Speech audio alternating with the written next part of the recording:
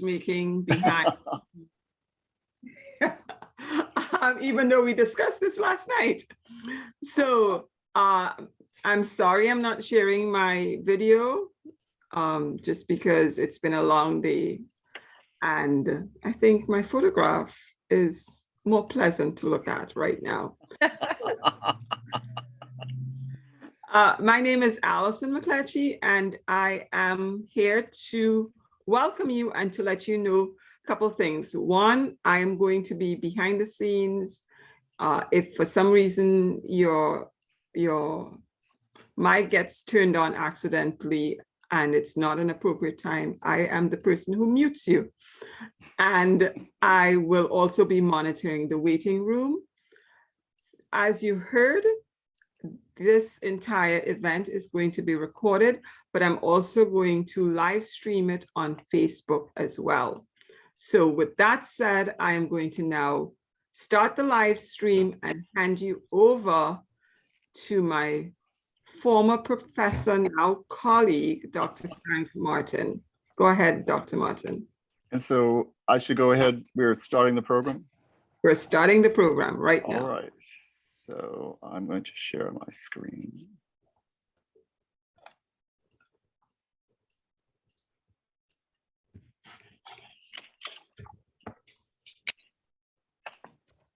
So if everyone can hear me, hello and welcome to Words Across the Water. I'm Frank Martin, and this is the second of our programs for this semester. And this idea started as a collaboration between the Steinbeck Museum, the Department of English Communications, and the Department of Social Sciences. And we conceptualized this program together because in our museum, we have collections that deal with the African diaspora. I'm going to turn off my camera just briefly and go through a little discussion of our, oops, if I can get the camera to turn off, my cursor just disappeared. Discussion of our museum and planetarium on campus. This is an image of the Steinbeck Museum and Planetarium at South Carolina State University. And we hold a collection of African cultural artifacts as well as African-American art. But we show in our galleries works of art from many different parts of the, not only the diaspora, but from arts of various cultures. This is an installation of our exhibition called Epiphanies, which was about the ways in which artworks may give us sudden insights into experience. And the main gallery, as you saw, is about 3,500 feet. We also have an extensive collection of African artifacts, African traditional cultural artifacts like these Ere Beji, which are Yoruba twin figures that were made usually to celebrate the lives of twins who may be lost. They would be fed or treated as if they were the spirits of the person still present. And these two figures are female. And in addition to our African cultural artifacts and African-American art, we have an extensive collection of photographs, civil rights photographs. And this particular installation from Harlem on My Mind, which was a seminal exhibition that originally was at the Metropolitan Museum of Art in 1969. And through that, we have extensive holdings of writers and contributors to the Harlem Renaissance, such as this beautiful portrait of Langston Hughes, and he was still a student at Lincoln University. Of course, there's also Zora Neale Hurston. So as we go on, I'd like to offer this disclaimer that the ideas expressed in our program are not necessarily the opinions of the administrators or officials of South Carolina State University or the administration of the Steinbeck Museum and Planetarium, but they're really the ideas and the opinions of the expert guests who are part of this program, who are distinguished in their respective fields, and we are speaking here as credentialed private citizens and not necessarily as institutional representatives. And with that established, I'd also like to cite our sponsor, the South Carolina Humanities, which offered a generous grant that has made this program possible. And the program, as I said, is sponsored by the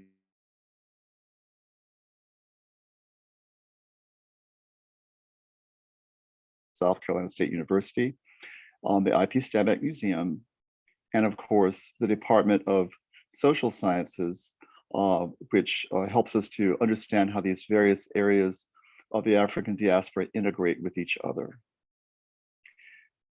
And now I'd like to introduce our program moderator, my colleague, Dr. Carrie Lee Perkins.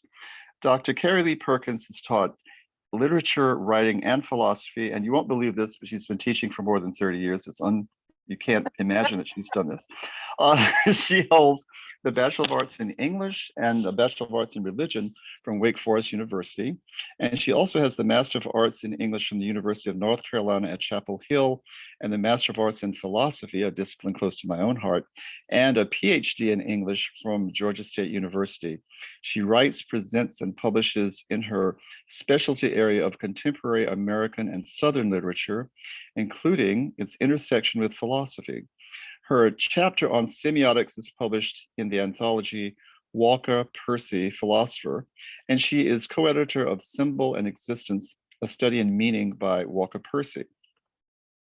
She has served as Hardwick Fellow at the Institute for Studies in Pragmatism, and as assistant professor at South Carolina State University. She regularly teaches upper-level literature courses with intersectional emphases, such as women's writing and modern American poetry. As it happens, we're on the verge of having a conference of intersectional studies, which I'll mention later in the program. But right now, I'm going to hand most of this over to Dr. Carrie Lee Perkins, who will introduce our other distinguished guest, Dr. Julia S. Jordan Zachary. And we will hope to meet Ms. Dominique Christina, poet, author, educator, and activist. And a later part of the program, we will be passing the torch to two of our youthful poets, Shantia Scott at South Carolina State University and Kennedy Smith. And we will also have commentary by Dr. McCletchie, who is one of the organizers of the program, and Dr. Thomas Cassidy. So with that, I'm going to actually see if I can turn back on my video, and I'm going to stop sharing, and I will ask Dr. Carrie Lee Perkins to take over. Thank you, Dr. Martin. I'm going to introduce Julia, and then Dominique may have a time conflict or time difference because she's in Colorado. But Julia, we're going to have 20 minutes for each poet. And obviously, if Dominique doesn't make it, you'll have longer. And let me introduce Julia. Julia S. Jordan Zachary is a professor and chair of Women's Gender and Sexuality Studies Department at Wake Forest University, my alma mater. Her interdisciplinary research focuses on African American women and public policy. She's the author of the award-winning and Shadow Bodies, Black Women, Ideology, Representation, and Politics, and a number of articles in edited volumes, including Black Girl Magic, Beyond the Hashtag. Jordan Zachary was awarded the ACCINO, did I pronounce that right? ACCINNO Teaching Award, Providence College, and she serves as president of the Association for Ethnic Studies. So I'm looking forward to hearing your poetry. Julia. Thank you. Thank you so much for that warm introduction. I am trying to set my timer to make sure I stay on track. And while I do that, I would ask us to spend a moment honoring the ancestors, honoring those we have lost as a result of COVID, honoring those we have lost as a result of state-sanctioned violence and quasi-state sanctioned violence. So if we can just take a moment, please, and honor those who've gone ahead of us.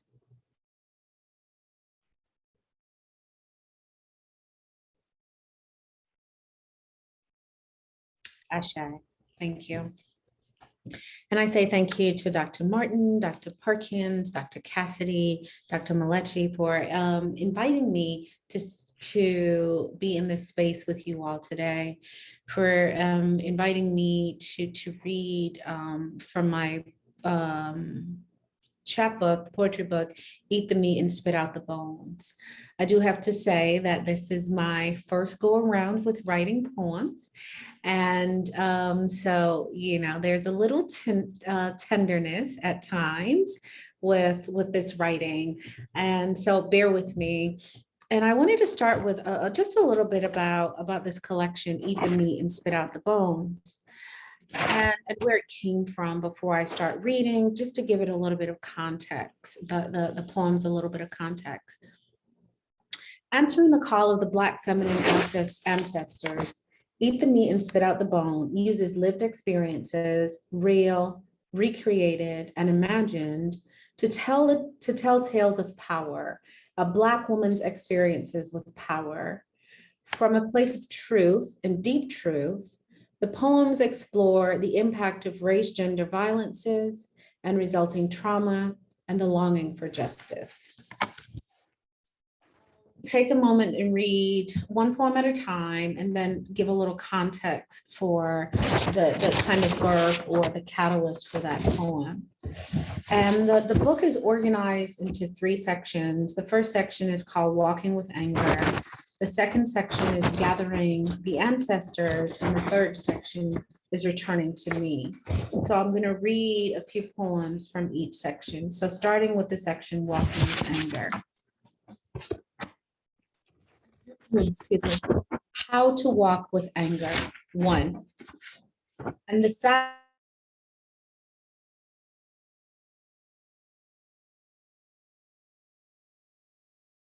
drawn against a daggered light, not knowing if it's day or night. I sit in darkened silence for many cycles of the moon. 2.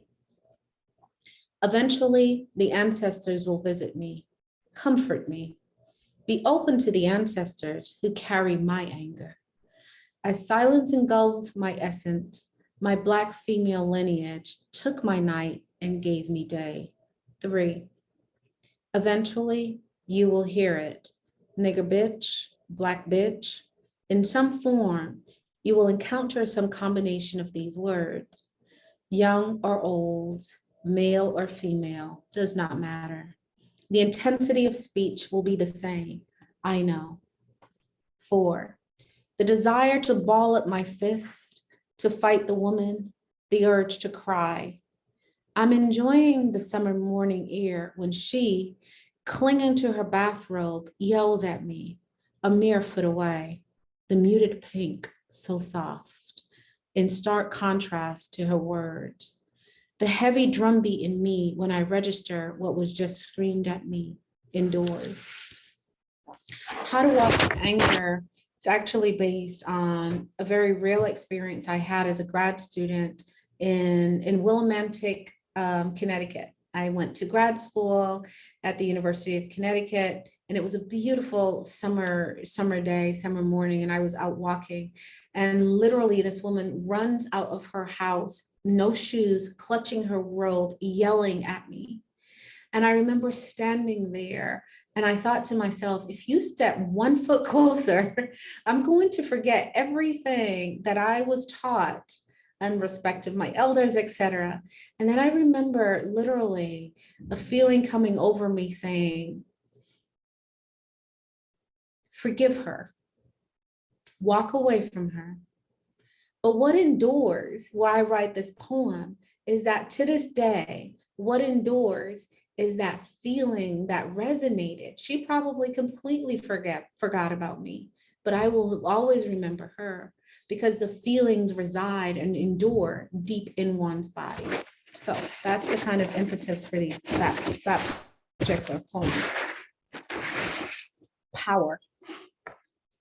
The swish of white robes the men wear, gathered by censures, adorned by dangling rosaries at their sides, call worshipers to the throne. Their daily lexicon embraces utterances of freedom and equity, written in antiquity, encoded truths of who belongs.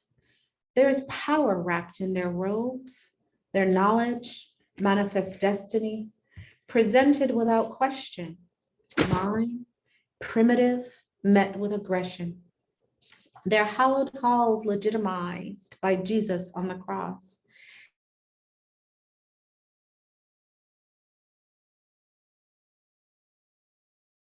Will misinform, compelling them to hunt me down.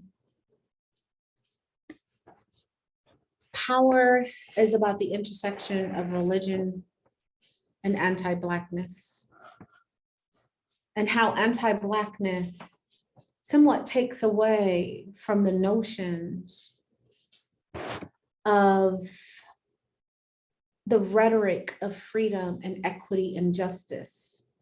So on the one hand, there's rhetoric of freedom, equity, and justice, but on the other hand, there's this experience with anti-Blackness that perceives my Blackness as a threat, something to be hunted down.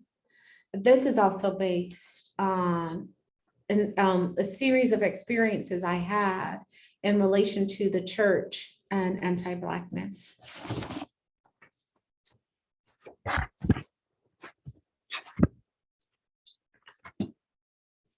Testimony 1627.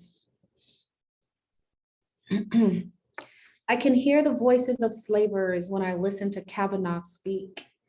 They load me and my people onto ships, sail us to parts unknown. Deep in the belly of the ships, a woman threw herself into the Atlantic Ocean.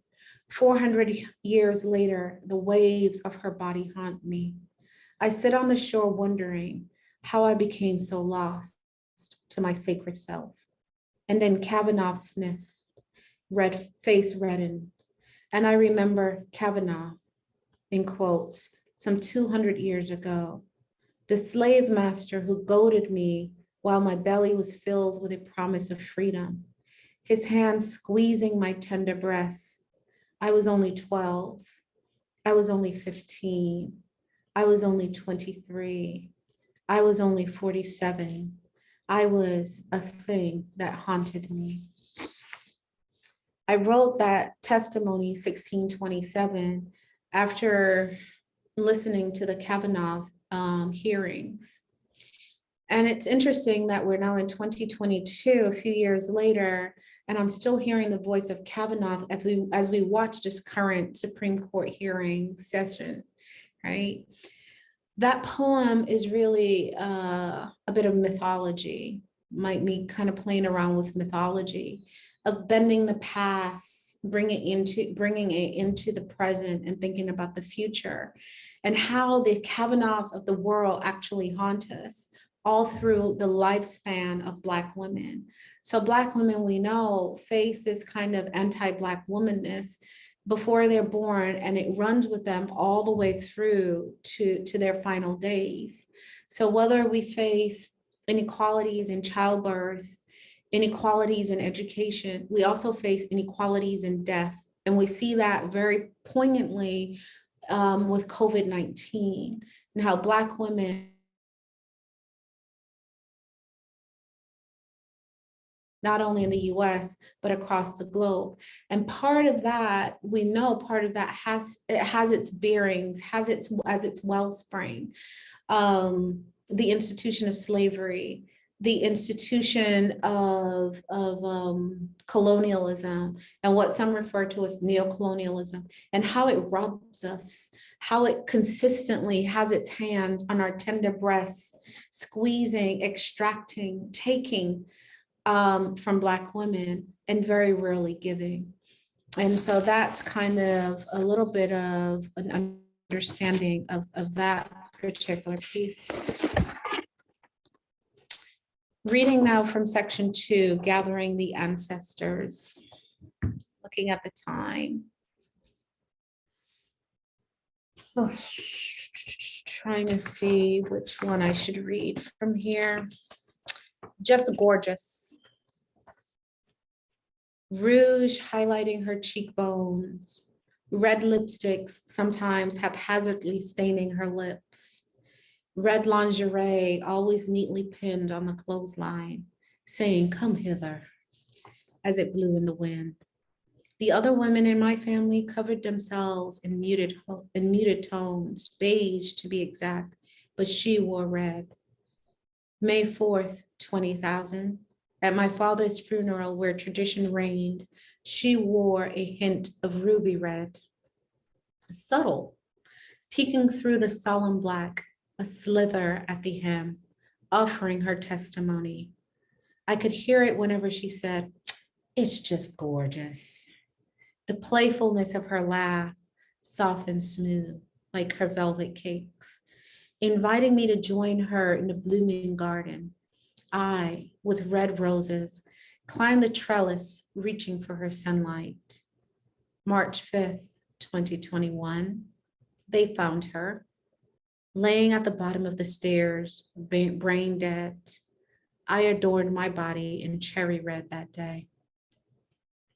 April 2nd, 2021, I lingered on her face, cheeks stained red with rouge, her smile, red and frightened, no longer tilted to the left. My gaze rested on her eyebrows, still bushy as ever. Red suit, red scarf, red fingernails, all the same bright hue. And her hands clasped just so. I whispered, "You're just gorgeous." Just Gorgeous was written in honor of my aunt, who died of complications related to COVID, we believe. But it's also written for all those women who dare to wear red when red is often viewed as a harlot's color, who dare to be bold, to live their truth, regardless of what institution.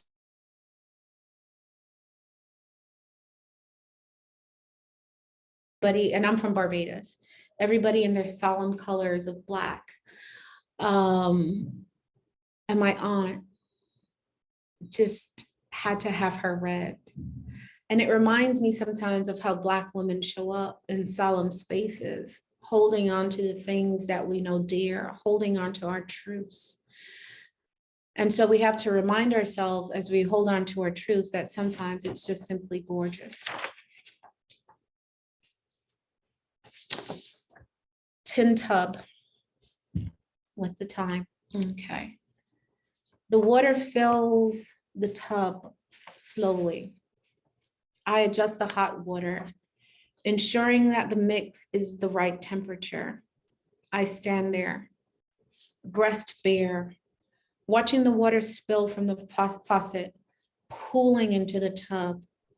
I imagine the way she stood there, probably with tears pooling in her eyes, breast bare as he inspected her. I reached down gingerly, placing my hand in the water, swiftly withdrawing it as the water is too hot. I imagine how he slid his hands between her thighs, testing her before deciding if to step up to claim her as his own property. Reaching for the Epsom salts, I scatter the crystals into the water, the way my gran scatters her salts, the way my ancestors were scattered across the New World. Slowly, I allow the towel to drop from my waist, dipping my toe into the bath water, the temperature just right. And I see her, boiling water over the coals to indulge in her weekly bath. The tin tub, not enough to hold her body, sits outside, hidden behind the bush. She drops her brownness slowly into the tub, stooping to feel the water across as much of her body as possible. I slip into the water. That poem is my imagination of bringing all elements of me into one, talking to us across time and space. And I think of the tin tub that we used to use back in the days of Barbados, before more modern forms of bathing became available. But I also think of what we call, I just lost the word, sorry, how in Barbados we use herbs, roots, bush medicine to do these baths, these healing baths. right? And how that transcends time, how that transcends space, these healing baths, these rituals.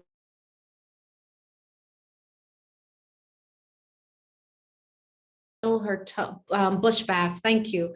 Couldn't get the word out. Thank you for that. How my grandmother every Sunday, would fill the tub with her Epsom salts. And we as children knew not to interrupt my grandmother because that was her sacred time, her time of coming deeply back into her.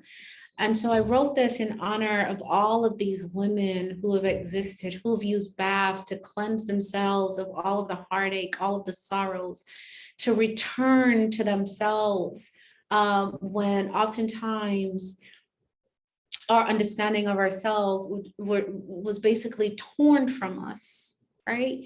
But in the middle of slavery, in the middle of colonialism, Black women in Barbados were able to hold on to baths, right? As a place of restoration. And so that's the impetus for that poem. And now I have about 3 minutes. And so I'll move to the latter section of the book and read Mother's Milk. Every time I heard a cry, my breast would swell, reaching out to nurture the cry. Reaching out to nurture the cry that erupt after they were called nigger, nigger, bitch. The line grew. They waited patiently for my mother's milk. I allowed them to suckle at my breast. My breast expanded, my hand drawn to my breast, full.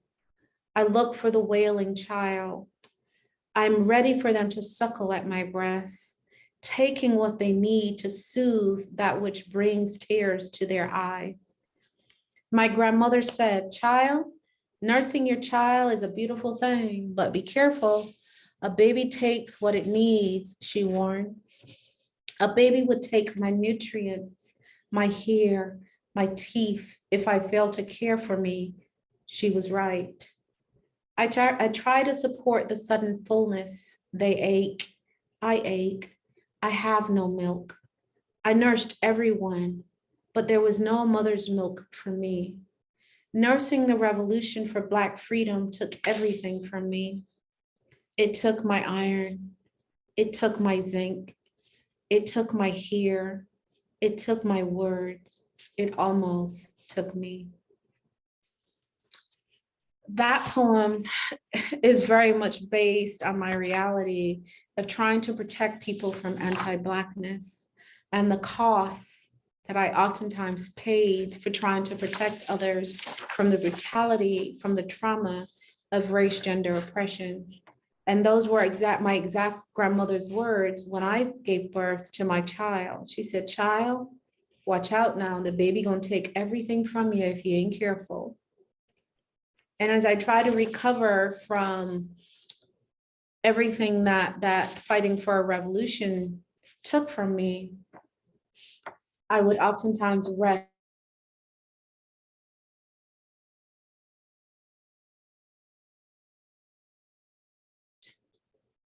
I was so rooted, I thought I could fly, stretch my arms out, jump right off the top of the stairs. Oh Lord, she dead, Aunt Mon, my cousin screamed in fright. No, idiot, I'm still alive. But I laid there still, just in case she was right. One moment of freedom etched in my mind, swirling, a young Black girl taking flight, a world where her dreams were made real, surrounded by love. I once flew. Don't ask, I did try to fly, is all I'll say about that poem. And so as I deal with race, gender violence, I'm reminded of that little girl who lives inside of me who thought, yeah, if I just step off the steps, I could try to fly. But I was so loved and so nurtured and so secure. I felt that I could fly, literally and physically. And so I'll end there. And I thank you all for indulging me in reading these few poems from this book. Thank you, Julia. Those were great poems. And our second presenter has not arrived yet. So let's open up to some questions from the audience. Does anybody have any thoughts or insights or questions or something you want to ask? Okay, Jocelyn Lee. Good evening, everyone. Can you Hello. hear me? Yes, Yes, we can hear yes, you. we can hear you. Okay. Every poem resonated within me because I have a mother who's 75, aunts who are a little older, a little younger. And the thing I think that resonated the most is the color red. My mother will not wear the color red because of the stigma attached to it. She will wear blue, she will wear dark colors, but she grew up in a time where in the States, people of color didn't wear bright colors. It was seen as showy. You're putting yourself on display. You're not beautiful enough to wear those colors. And it irritated her so, and it tickled my sister and myself. My dad, who will be 80 in about 2 weeks, bought a red car, and she has to ride around in it. It's, so it's like he's forcing her after all of these years to realize it's okay. And what I find interesting is she never enforced it on us. We wore whatever colors that we wanted, but that was something that she never did. And I can seriously identify with that. Red is an interesting color, and throughout I come back to red quite a bit in the across some of the poems. Like I have one where I talk about in color and red pant showing up, right?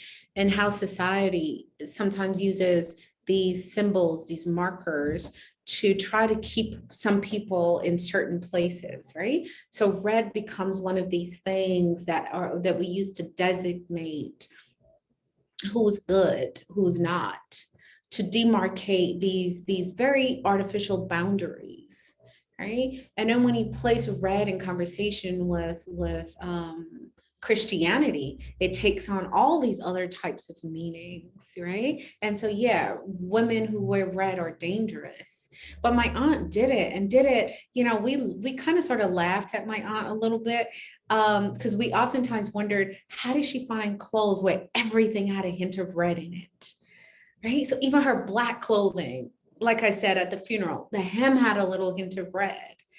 And it's fascinating that Aunt Mar chose to push back against these systems, which told her that she shouldn't wear red, right? But the other women in my family, like I'm thinking my grandmother and my mother, they are very muted, right? Like very muted. And you see how that kind of traverses time and space and how it shows up even among like my grandmother now has great grand. I don't know what the great grand is going to be like, but it shows up in my daughter, who's now her great granddaughter. You know what I mean? And you're like, wow, these things manifest and take on lives of their own. But the flip side of that is, are we even conscious sometimes of what we're doing and how society, places these boundaries upon us? And then also, how do we rebel in a way that's true to who we are, particularly writing from the perspective of a Black woman, right? How do we resist these narratives about how we show up in society? And I think that the whole thing about the color red is true for women in general. And I had a colleague who wrote, she's a poet as well, and she wrote a poem called Red Toenails, and she had painted her toenails red, and she felt so empowered by the red toenails. And it's like the scarlet letter, right? Mm-hmm. The red is the sexuality of women that is powerful and frightening. Mm. to that men want to control, or society wants to control, I think, keep women in their place. And red represents all of that. I think it's life too. Yes, right. So red becomes fared almost. And when you mix red with blackness, particularly because Black women oftentimes have to confront the notion of hypersexuality, that we're hypersexual, and Jezebel, is it the Jezebel yes. Mhm, idea? mhm. And Yeah, yep, that Jezebel, right? yeah. And so it has so many meanings, but it oftentimes, will force women to hide, to not take up space in a sense. And one of the things, like my aunt, we would smile because she claimed her space, Mhm. right? Which is such a kind of a form Right. of resistance, an everyday form of resistance, right? Yeah. Where if you're looking from the outside in, you're like, I don't see the big deal. But if you know the history of the family, right, it's a huge deal. Yeah. Well, could I ask a question to Dr. Jordan Zachary? Yeah, well, I'm asking for Michelle Sullivan Fisher, who should read her own question, but she's asked me, so I'm certainly going to do it, because I think our point here is to hear women's voices. But she said in the comments, the poems that you shared infused her with historical underpinnings and trauma. And what impact the process of writing the poems that you shared with us have on you and your mental health? And how can writing be a vehicle for healing and addressing trauma? It's a beautiful question.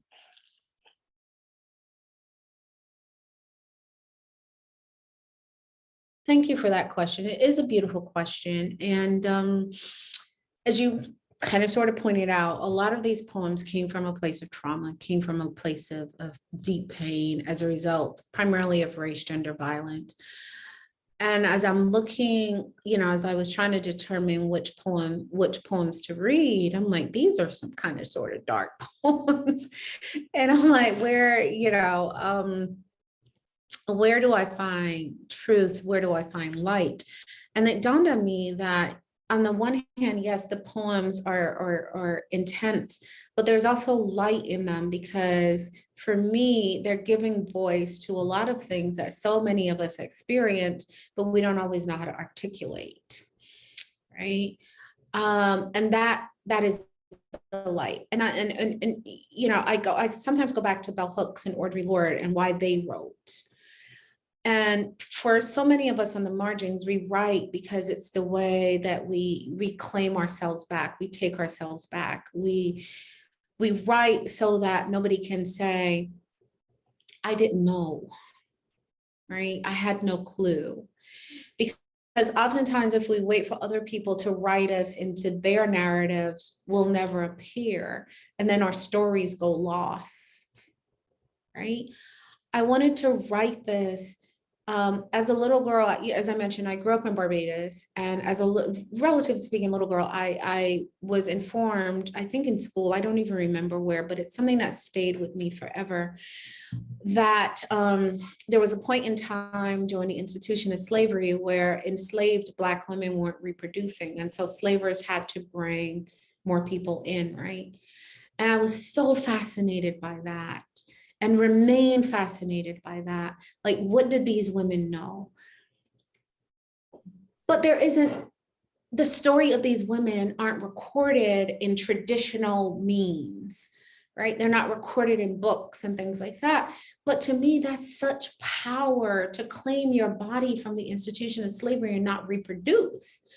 So one of the things I did was I did a short documentary right before the pandemic called Healing Roots. And you might wonder, why is that connected to this poetry? Because I didn't want to be like those women who had this power over their bodies, but nobody could really find their story. I didn't want those in power who engage in race, gender violence to not have their not have that recorded. This is what you did to at least this one Black woman, right? And then finally, I wrote these poems because, like, as I mentioned, like Bell Hooks and Audre Lorde, I wrote them as a means to healing, right? As a means, and when I say healing, I don't mean it in a very Eurocentric way of like, oh, you pop something and it's over, because we know that the institution of slavery, we know that anti-Blackness, is going to be with us. And as long as I remain a Black woman, I'm going to face these things, right? So I don't mean healing in a kind of superficial Eurocentric way, almost like you pop a pill and you're well, you're healed. I meant, and there's a way that I don't quite have the language to articulate what I mean by healing.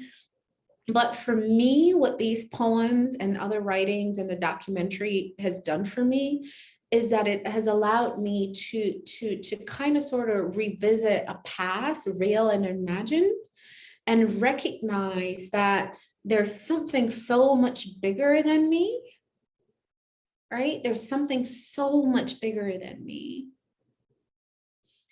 And that regardless of what I experience, I have to hold on to that. I have to,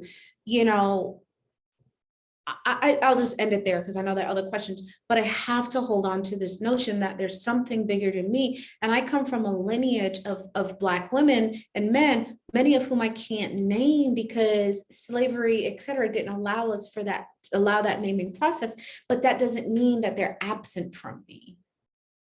I hope that makes sense. Interesting. Now that is, excuse me for jumping in right here, but that is a question I wanted to ask you, or at least to get involved in.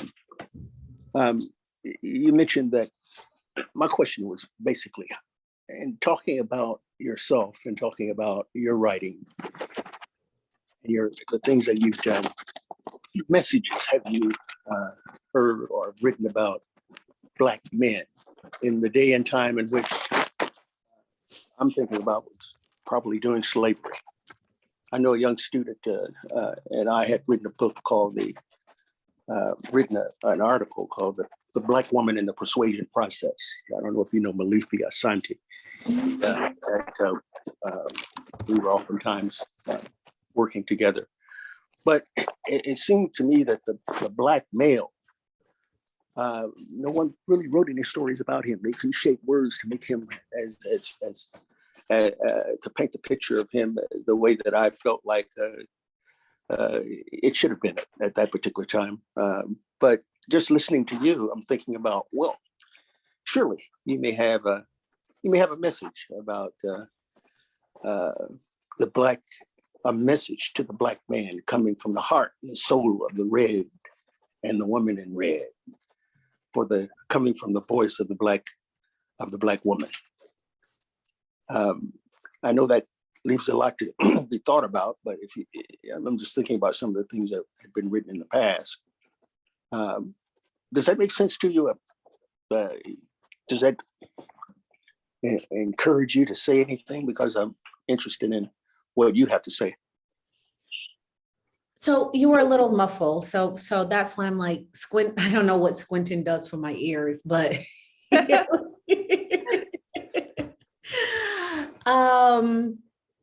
you're asking me how, for example, the poems, et cetera, might speak to Black men. Yeah. Have you thought about that? Have you written anything that was directed to the Black male, the Black man, whether it be Barbados or in the heart of slavery in the South? I'm thinking about 1832, 34. So I think that my writing in and of itself speaks to, because it gives people the stories that I've experienced, which for me transcend gender as we understand it, right? So are there any specific poems in the book that pinpoint Black men or explicitly address Black men? No. Are there poems in the book that speak to Black men? Yes, all of them. Because what we know is that oftentimes the experiences of Black women aren't always understood. And to kind of give an example, this is why we have, for example, the Say Her Name campaign, right? Which brings to light the fact that Black women are also murdered by the police, particularly in their homes. But yet they tend to go unnoticed, unheard, not talked about at the same level and with the same intensity as Black male experiences. So, you know, like some Black feminists in the past and contemporary say that we need to tell the stories of Black women so that Black men can understand these experiences and bring them to borrow from bell hooks, the ancestor bell hooks, to bring these from the margin to the center, not to de-center anybody else, right? That's not the purpose. The purpose is not to engage in a privileging of who's more oppressed than the other. It's to add to the story, right? It's to add. And so that's why I say I think it transcends gender binaries, for example. Okay, thank you. So I'm Alan, gonna, you have your hand up. Yeah, Yeah. so. I'm gonna jump in now. And so I put a couple comments in there. And I was thinking about red in terms of red woman, right? So certainly in Trinidad, the idea of a red woman being dangerous. Not sure that's a universal thing, but it certainly is, you know, something that many young men were warned about getting involved with a light-skinned woman, because apparently we have secret powers that are just, you know, horrendous. And then the other thing that I was thinking, and I put in the chat, is this. Well, you're muted, Alice. You When accidentally we were talking about women claiming their spaces and women having their voices heard, I was thinking about soca artists, just because I write about them quite a bit. Not just in the lyrics, but also in their performances, where they claim their space, right? Often to the detriment of very foolish young men who think that they can compete with them. Dance as they dance. So that's one thing. But I wanted to talk about that first poem that you read, because it just had me thinking of these past few days of the hearings for Judge Jackson. And, you know, somewhere, you know, like you talked about, you know, someone shouting horrible words. They didn't shout at her necessarily those words, but certainly their treatment of her, the foolishness of their questions, to me equated to those words. And I kept thinking, my God, I would have snatched some stuff. I would, you know, there would be, you know, yeah, you would have seen my red slip when I got up there to fight. Something would have been on, right? And then I thought about the interaction between her and the senator from California, who talked about, you know, he allowed her to talk about her experience, and she talked about the Black woman at Harvard who passed her by and just said to her, persevere. And I kept thinking, that's what we do. You know, that is something that is truly, it's almost instinctual. We have been trained somehow by our mothers to, and even if I don't agree with you, whatever, right? I still want you in the room, usually. But anyway, so I'm going to stop there, and if you can just kind of speak to that a bit. Yes. So I'll start with the current hearings for Judge Jackson. And, that's one of the reasons I originally wasn't going to read the Kavanaugh piece, the piece where I referenced Kavanaugh, right? And then, as I kind of peek into these hearings, I'm reminded of how many of us have to stuff that anger down in order to quote unquote persevere. And as I listen to the news and they're talking about how she's forceful and, she cried at the hearing and she did this. And I'm like, but nobody's looking at her feeling body, right? Nobody's looking at how many times this woman has had to endure these kinds of narratives of challenging her credibility, challenging her knowledge, right? How many times has she had to endure this? And so when I talk about how to walk with anger, what I'm hoping that the reader gets is that anger stays with you. Anger doesn't disappear, even though you're moving in these circles and you're, the bigger person and all this stuff. The anger doesn't disappear. It stays there. And I remember Audre Lorde wrote, and this is not a direct quote, that she will give up anger when something more, forceful and useful comes into being for her to respond to race, gender violence. So I don't necessarily see anger as an awful thing.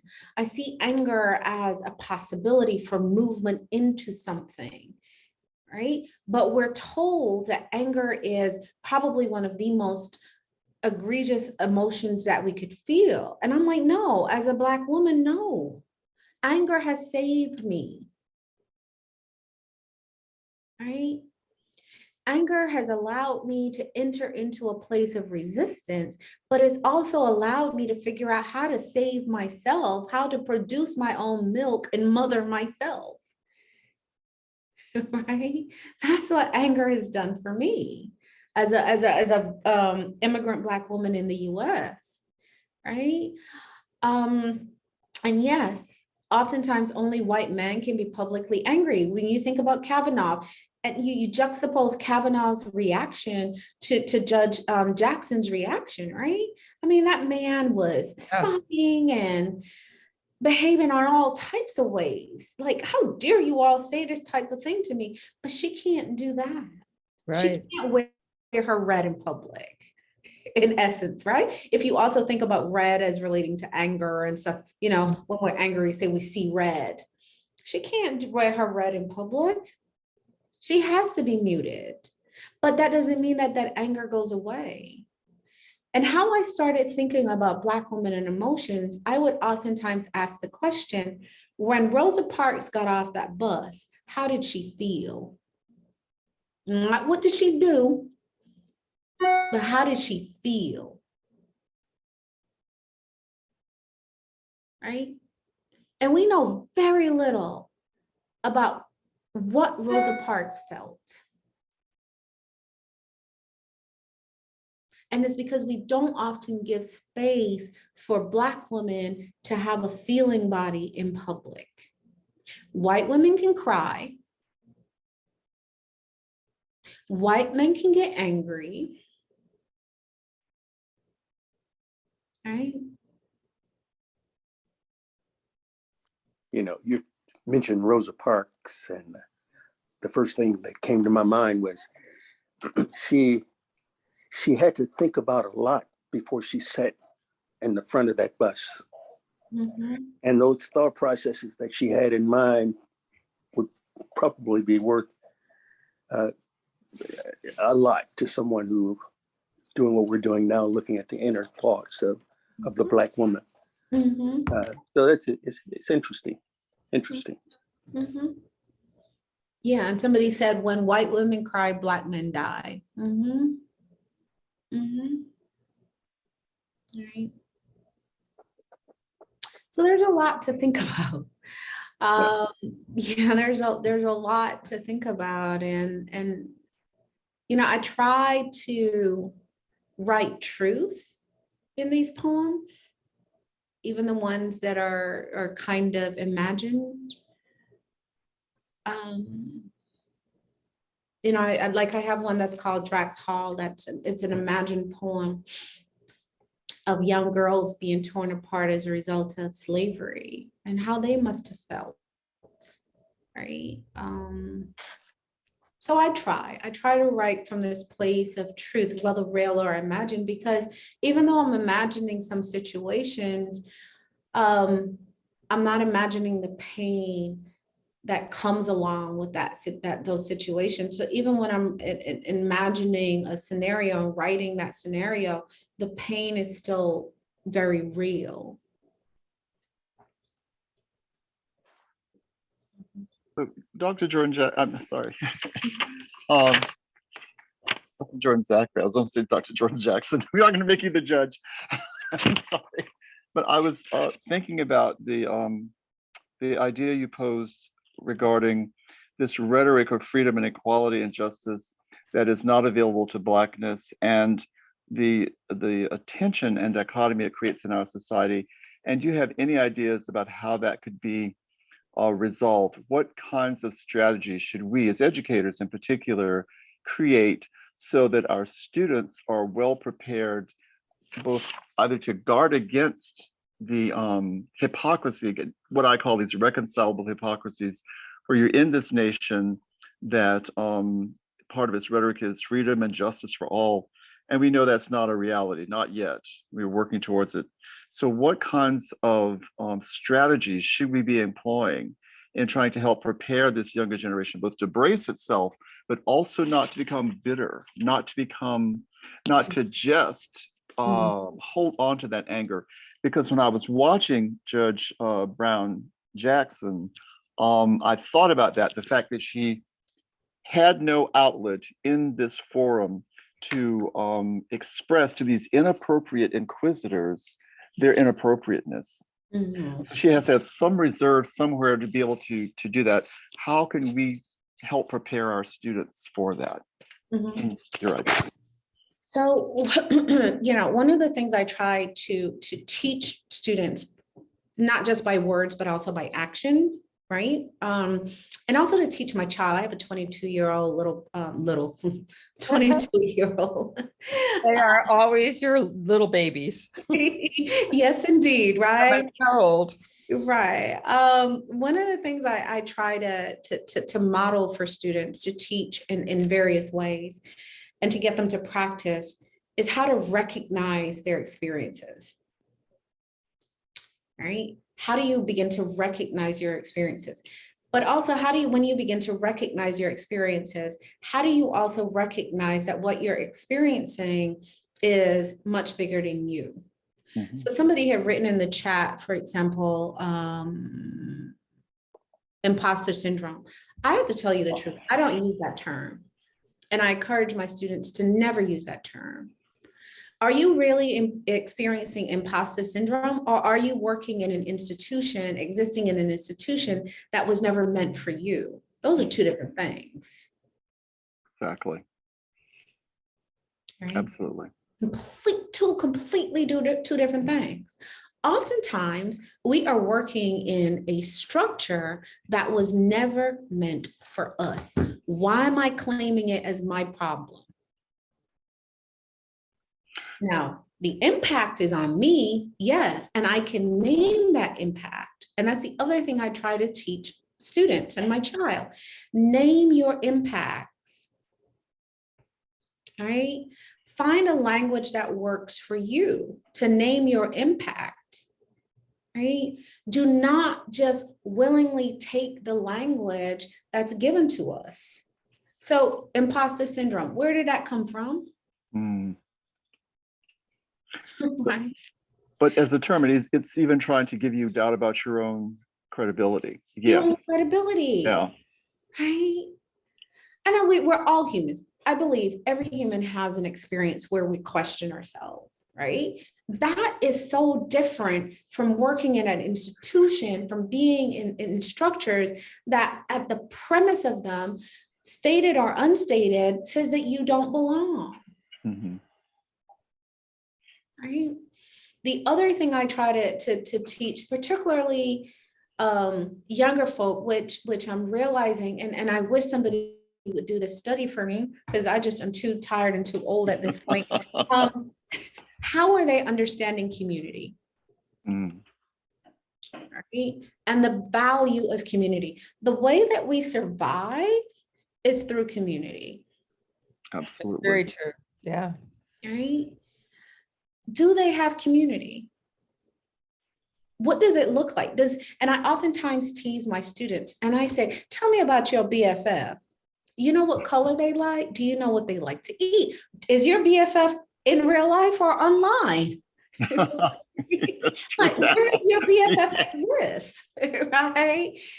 And I tease a lot, and I try to get them to really critically think about what it means to sit in community, to heal in community, right? To fight in community, to love in community. And I go back and I think about Audre Lorde and the uses of the erotic. And one of the things, and I'm paraphrasing here, that Audre Lorde talks about the uses of the erotic, is she says the joy of sharing. You're sharing not because you want something from the other person, but you simply delight in sharing with that other person. And she says, that's how we know that we're using the erotic. And the erotic is about truth. Well, isn't the erotic also really the aesthetic? Because the erotic is about engaging with the senses and a shared sort of sensuality that is going to lead to a mutual enjoyment of experience, right? Yes. So, and as literature, when you create a poem, you create the poem both for yourself, as you're also creating the poem for an audience, because you're structuring that language so that the language itself is so striking that it becomes beauty. I was thinking about, you said walking with anger in the beautiful summer day, and this odious person, appearing to try and ruin your day, and you forgave her. It dismissed her. And so it's a salvation. It's a preservation of yourself to actually to forgive. And in a way, that is a kind of sensual awareness, in that you still can hold on to the beauty of the day. You still can hold on to that lovely moment in your own life, despite that intrusion. And so that's one of the tools I was talking about, strategizing to pass on to our students to create as part of our discourse. I mean, there was another comment in the chat that, hold on, let's see if I can find it while you're talking to us. I think Miss Lee has her hand up. Yeah, Jocelyn, do you Jocelyn, have yes. a question? Yes. I think about how we share our experiences with our students as well. And I've taught 8th grade, Lucy, 6th, 7th, 8th, 10th, 11th, and 12th grades. And the best response I've ever had is being a little more transparent with students, because they have a better understanding of who you are, and they respond to that because they feel that, okay, we haven't gone through this by ourselves, and that type of intimacy is so needed. It's so necessary. And so even on this level, and having students who aren't like collegiate students, not even 15 years ago, not even 10 years ago, it's necessary, because they don't have, you say community, they don't have a village. It is gone. And sometimes this setting is the only village they have. And if they can't make a connection with someone, they're just kind of out there. And they don't know what to do because they don't have support. And so it's so important that we have these conversations with them, and that we're relatable, so they don't feel like they're kind of floundering around in the water by themselves. So I really agree with that part of that eroticism of that sharing, because we have to be willing to do that. And that's so different from what college professorhood is like. You know, there used to be this wall, professor, wall, and then student. And the wall can no longer exist because the student that used to exist is no longer there. It's a completely different dynamic. Yes. Yeah, and so I think, just to quickly say, I think we need to kind of challenge very Eurocentric understanding of teaching that rests on rationality in the mind and causes for disembodiment, right? So causes us or requires us oftentimes to be disembodied. And how do we reject that? We reject that by simply not doing it, by bringing our whole selves into our classrooms. So I joke and I tell my students, for example, I know I'm Black and a woman. I've been a Black woman for 21 years. And they're like, huh, 21 years? Like, don't worry about the math, especially, but I bring it front and center for them, right? I bring it front and center. And so I remember there was a moment in time when I was teaching and I had this horrible experience of race, gender oppression. I brought it into the classroom with me. I said, I cannot pretend that this did not just happen, right? I cannot pretend that this did not just happen, because then that would make me a liar. All right. And one of the things I always promise my students is that I will never intentionally lie to them. I will not lie to them. All right. So does anybody else have any thoughts or comments or questions? I saw, Michelle, you had your hand up. Did you want to offer something? Michelle has a question. Yeah. She has a question. She has a question in the chat. Yeah, she had her hand up. Oh, okay. She says, how would you address the idea of the strong Black woman? What are your thoughts? So, there's that trope of the strong Black woman and so many other brilliant Black feminists, et cetera, have written about the trope of the strong Black woman. I think this is why I wrote some of these poems, revealing probably a little too much of me, but to suggest that Black women can resist these tropes, whether it's the strong Black woman, the angry Black woman, the mammy, Sapphire, Jezebel, et cetera, right? And that the way we do that, again, is to come from this place of honesty, to allow our feelings to be real and never, ever dampen or dilute our feelings because it makes somebody else feels good, right? And I also think about that, the strong Black woman emerges because Black women are oftentimes expected to make other people feel good in our presence. So whether it is smile, right? That's to me is also part of that trope of the strong Black woman. Smile for what? So that you can feel better. And then what do I get in return? Not to suggest that it's a tick for tat, right? But more of how then are people pouring back into Black women? Right? So that strong Black woman trope, I think about Invisible Man, where Invisible Man, and I love, even though it's a very masculinist text, I really love Invisible Man. But the one woman who really gets a name and gets a little bit of the stage, Mary, Invisible Man. So, and again, I'm paraphrasing, he's like, so what about Mary? Mary nursed him back to health, gave him back to the cause, right? After he was brutalized. He couldn't even take the time to figure out what Mary was concerned about. But she was expected to be strong in order to fuel, as part of the fuel for the revolution. Right? What did Mary get back in return?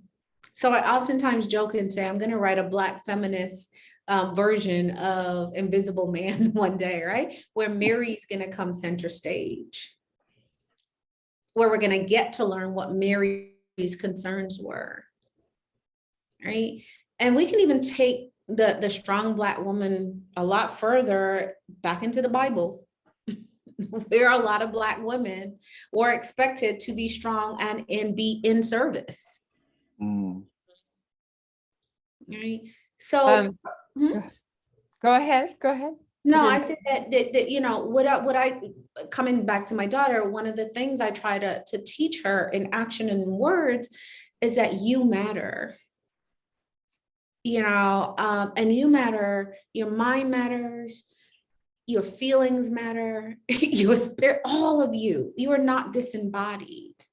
You matter. And therefore, if you matter, you determine how you want to show up in the world. Let me share with you something that has happened to me over my lifetime in the academia, and it's about sharing. The last comment that you just made. One of the articles that I've published, I published with a graduate student, or with an undergraduate student back at the University of Florida. And the title of the article was called "The Black Woman in the Persuasion Process: Search for Identity and Resistance," and the story about both of those. And it was just interesting to me how excited she was about doing that.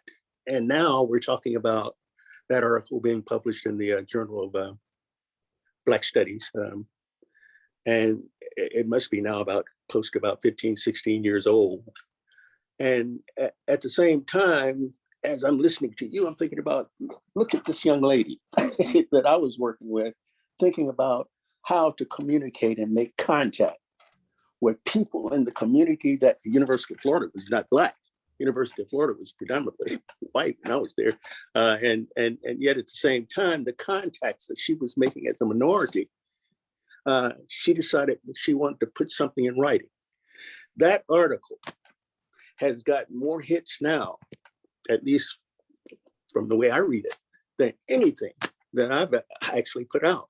People are going, anytime they hear something about Black women and the Black women versus V or something, I noticed that there are hits on that article where people are trying to find out what was this young lady saying about resistance and identification during that time. I think we were covering a time between 1832 and 34. So it's a breath of fresh air listening to you. Oh, thank you. Thank you. And more power to you all for having that piece out there. Yeah. Dr. Cassidy has a question in chat. You have spoken about the power of bell hooks and Audre Lorde. Are there any other poetic foremothers who helped you find your poetic voice? There are a lot, foremothers and forefathers. And I'm going to tell you about one who has never been published. My 93-year-old grandmother. Oh. You will not find her words written down, but you will find them a lot in the way that I speak, the stories I tell, even some of what I've written in this book of poetry. And I have a forthcoming book called Erotic Testimonies, Black Women Daring to be Wild and Free. And I use a lot of poetic inquiry in that book. And I also talk about my grandmother and the kind of stories and testimonies that she will tell, which were oftentimes in poetic form. So, you know, we can list off some of the people that we read in books, but for me, it was my grandmother, I think is. Well, thank you so much for sharing that. It actually reminds me of my great grandmother who, when we shared the earth together, she would gather the grandchildren and great grandchildren and read us some of her poems. Mm-hmm. And she was an immigrant. She had lived through some stuff. I was too young. I was about 7, I guess, to appreciate what she had lived through. But that she did that always made an incredible impression on me. So thank you for sharing that. So many stories and so much history in our grandmothers, from our grandmothers. Well, Dr. Jordan Zachary, thank you. And we had scheduled for 2 speakers, but you have made with one speaker, you have made our time very interesting and very productive. And thank you for reading your poems and sharing your thoughts. Thank you all. Thank you. Thank you all so much. No, thank you. Thank you very much. for Conversation. I Thank thank you. you. So now we will have readings from 2 student poets. And they are Shantia Scott and Kennedy Smith. And they are, correct my pronunciation, please, ekphrastic poems based on art or music, from Dr. Cassidy's English 151 honors class. And so we'll have them read now. And Shantia, would you like to go first? And describe the image that you did use for your poem before you read it.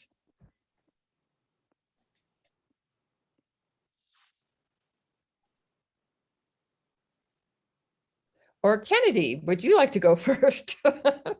Kennedy, Shantia Scott, and Kennedy Smith. I see you here, Shantia. Is Kennedy here still?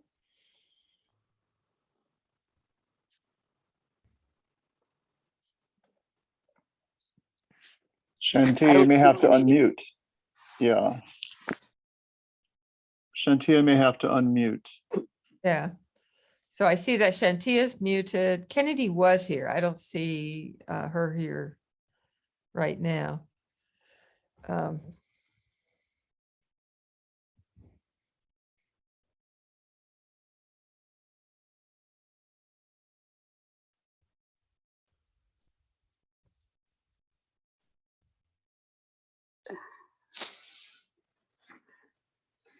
suspect she may have stepped away.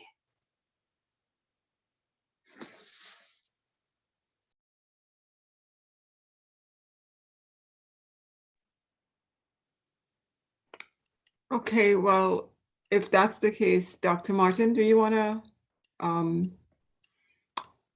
talk to us about upcoming events? Well, I'll go to that. Yes. Let me go back and share my screen. And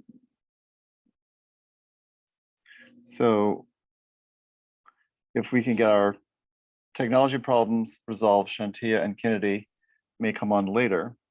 But as Dr. McCletchie pointed out, there are some activities that are coming up. And I think I mentioned at the opening that on tomorrow, on the 25th, starting from 8 a.m. until 5 p.m., led by Dr. Janice Hawes on our faculty, the chair of the English and Communications Department, will be having the 2022 second annual intersectional studies remote conference.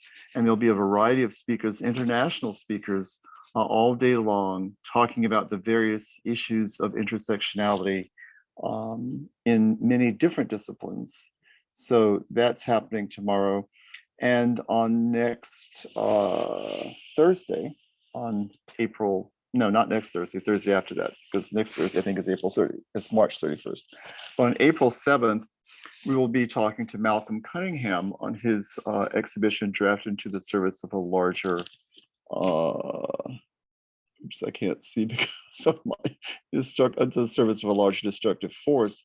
This is a very highly intriguing installation of print works, photo montages, and artistic works in our fine arts building gallery in the fine arts building on campus. And that's our first activity in a new festival. It's beginning, the Twigs Rose Festival of the Arts in Orangeburg County, which is named in honor of Dr. Leo Franklin Twiggs, who was the first director of the Steinbeck Museum, who hired me and who started us on this journey, where I had the privilege of teaching people like Dr. McCletchie and many others who have continued to serve the university and to participate in programs that are for the benefit of our students. And his teacher, Arthur Rose, who's professor of art at Claflin University, which is right next door, and these two HBCUs, which I hope are serving as sites of renewal in the sense and in the spirit of what Dr. Jordan Zachary has brought forth for us to help our students move through and beyond any of the extraordinary cultural traumas to which we might be exposed. This is a place where I hope that American women of African descent and women of the African diaspora and young people, men and women of the African diaspora, and all people can come to our site and find a place to reflect and renew and invigorate themselves through conversations like the extraordinary conversation we've had tonight, thanks to Dr. Julia Jordan Zachary. Now, I don't know if the young women, were they able to? Kennedy Smith is present now. Kennedy's here? Okay. If Kennedy would like to read. I'm going to stop sharing so Kennedy can come on. Okay. Can you unmute, Kennedy? Would you like to read your poem or poems? Hi. Hi, Kennedy. Hi. Describe the image. Dr. Cassidy, this is for Dr. Cassidy's E151 honors class, correct? Yes.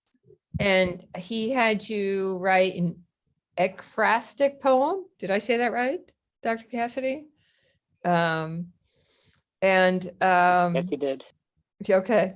And it's a new term for me. And so describe your image and we'd love to hear your poem.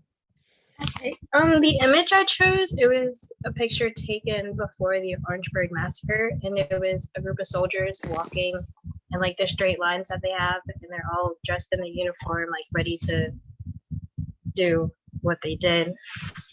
And so the poem I wrote is called Great Men, and it goes, men with high honor given by a nation, men united not only in uniform, but in camaraderie. Men applauded for their appearance of bravery, as they hide behind their tanks, as they hide behind their guns, as they hide behind their complexion. The same great men took the lives of the young, the lives of the innocent, the lives of the brave, yet still seen as great from the nation which they come. That's it.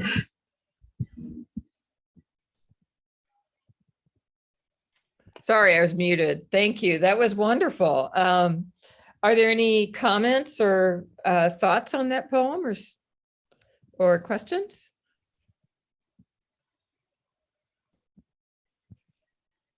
Dr. Cassidy, do you want to talk about the poem, why you chose it? Yeah, To include it? I was muted, sorry. Okay.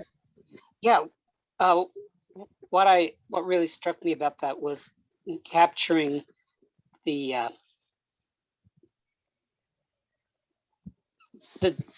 disconnect between how young men are told to act bravely, told to act courageously, and the violence of what they're actually doing. I don't know, those of you who are not from Orangeburg probably should know that there was zero accountability for the horrors unleashed that day. Cleveland Sellers, who was not a student, was arrested for the entire thing, called an outside agitator. And although he'd been shot, he was the one who was sent to jail, not the men who shot him. And so, yeah, what struck me was that conflict of people who think they're doing the right thing, the brave thing, but this is what they're doing. So yeah, thank you. Is Shantia around? See, Shantia is here. I wonder if she has, I think, Zaria said she didn't have a good connection. Oh, Zaria. Okay, Zaria, you're here too. Yeah, and so I don't know if Shantia has that connection or can hear us but she's present. I mean, I see her name there. But I have to say that there's Thomas Hardy's The Man He Killed is, and this whole idea of, and the war in Ukraine, these Russian soldiers go in and they don't want to kill the Ukrainians. They're sent to this task. They're told it's a military exercise. And then some of them are running away. Some of them are carrying through with their task. And it reminds me of the poem, The Man He Killed by Thomas Hardy, too. When you talk about the, men there who didn't know what they were doing. Zaria, I don't want to put you on the spot, so you can feel free to say no. But do you happen to have the poem you wrote handy?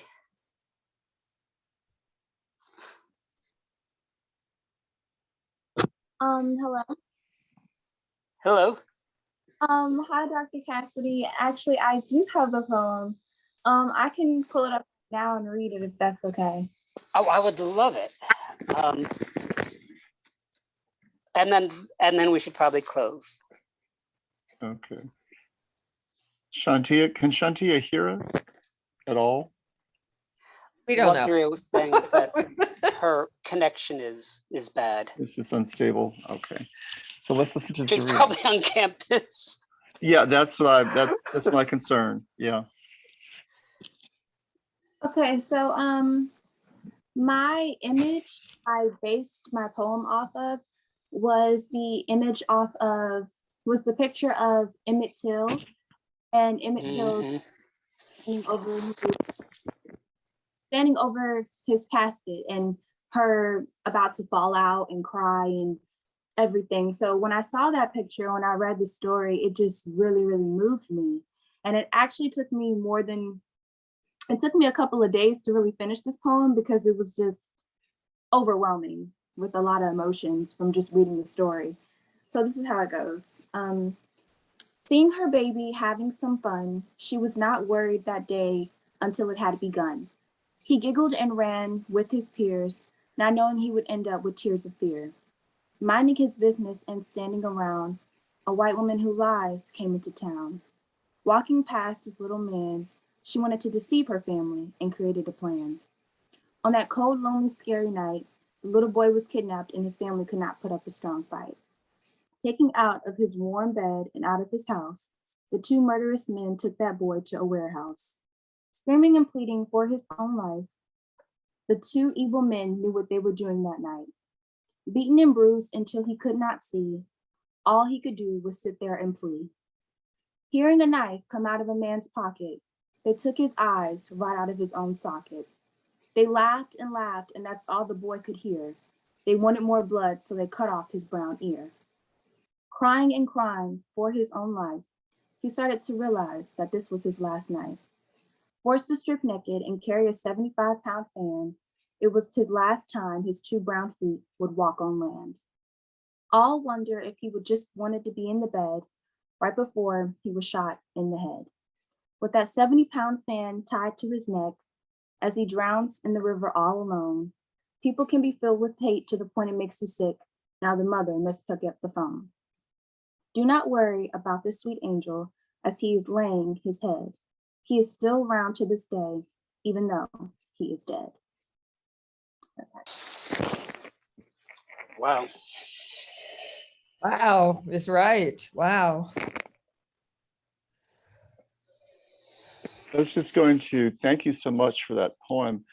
There was a question posed to me about an explanation of what ekphrastic poetry is exactly.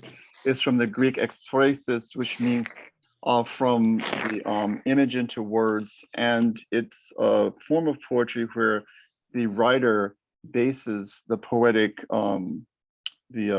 work upon a visual art image.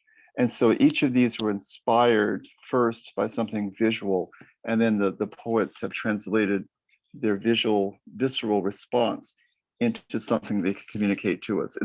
It's become a very popular poetic form. And in our earlier discussion with the group, I talked about how this was something that was very popular both in the Eurocentrist Renaissance And also it's something that comes to mind with some of the artists of the Harlem Renaissance and moving forward into our own time. So thank you, Zaria, for that beautiful work. And with that, we've reached 6:34. So I'm going to just share my screen as we prepare to close. And I thank Dr. Carrie Perkins for her moderation. And I thank our extraordinary guest, who is Dr. Julia S. Jordan Zachary, for her brilliant work, her extraordinary insights. I'm sorry we missed being given the opportunity to hear the works of poet Dominic Christina, but perhaps she'll be invited for a later program. And I am just going to share my screen. The program is thanks to our production team, which is, of course, is Dr. Thomas Cassidy, Dr. Allison McCletchie, whom you heard in comments, Dr. Carrie Perkins, our moderator, and I'm Frank Martin from the IP Steinbeck Museum. Thank you all for participating in our program and for coming. And thanks to the South Carolina Humanities for helping provide the funds that made this program possible to continue this series. We have another program, the last one I think will be toward the end of April. And everyone please be on the lookout for the announcement about that last. April 28th. April 28th, Dr. Cassidy will send out that, notification. And again, the program is sponsored by the Department of English and Communications in the School of Humanities, Education and Social Sciences at South Carolina State University, the Department of Social Sciences, and of course, the IP Steinbeck Museum and Planetarium at South Carolina State University. And with that, we will end our recording, the official part of our program, and everyone is invited to stand for the unofficial debriefing. Thank you all again for coming.